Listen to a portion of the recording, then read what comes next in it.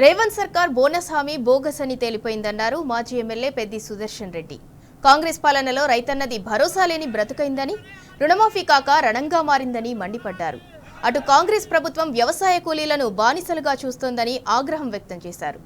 వరంగల్ జిల్లా నల్లబెల్లిలో రైతు నిరసన దీక్షకు 179 గ్రామాల రైతులు పోటెత్తారు. రేవంత్ హామీలు అమలు చెయ్యి లేదంటే దిగిపో అంటూ నినదించారు.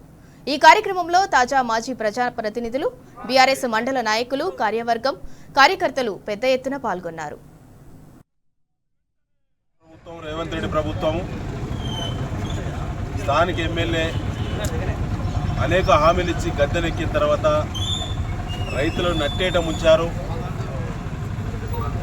14 నెలలు గడిచింది, ఏ ఒక్క హామీ నెరవేరలేదు. ప్రధానమైన డిమాండ్లు 4.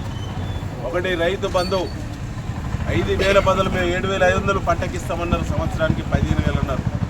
ఇలా సంవత్సరం దాటింది. గత బకాయి 2,500 అన్నారు. 2 సీజన్లు ఇప్పటికీ అయిపోయినాయి. నాట్లు పూర్తి దశకు వచ్చినాయి.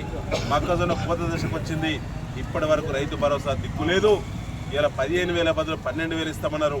12,000లో ఈ పంటకు 6,000 మాత్రం ఈ ఖాతాలో వేస్తున్నామన్నారు. ప్రతి మాట అబద్ధమే, ప్రతి మాట చీటింగే. ఈరోజు పత్రికల్లో వచ్చినటువంటి హెడ్లైన్ చూస్తే మళ్ళీ రేపు పొద్దుగాల మళ్ళీ ఇంకొకటి వస్తుంది. ఈ రకంగా ఎస్కేపింగ్ పాలిటిక్స్ నడుస్తూ ఉన్నాయి తెలంగాణ రాష్ట్రంలో. కాంగ్రెస్ నాయకులారా, మీకు దమ్ముంటే, మీకు సిగ్గు శరం ఉంటే ఇలా చెప్పినటువంటి హామీలన్నీ నెరవేర్చి ఎన్నికల్లో నిలబడండి. మీకు పదవులే కావాలంటే పదవులన్నీ మీరే తీసుకోండి. కానీ ప్రజలకు, రైతులకు, మహిళలకు, అందరికి ఇచ్చినటువంటి వృద్ధులకు, వికలాంగులకి, పెన్షనర్లకు ఇచ్చినటువంటి మరి మాటను నిలబెట్టుకునే స్థానిక సంస్థల ఎన్నికలకు రావాలి తప్ప ఊళ్ళల్లో తిరగనీయం. ఊళ్ళల్లో అడుగు పెట్టలేరు.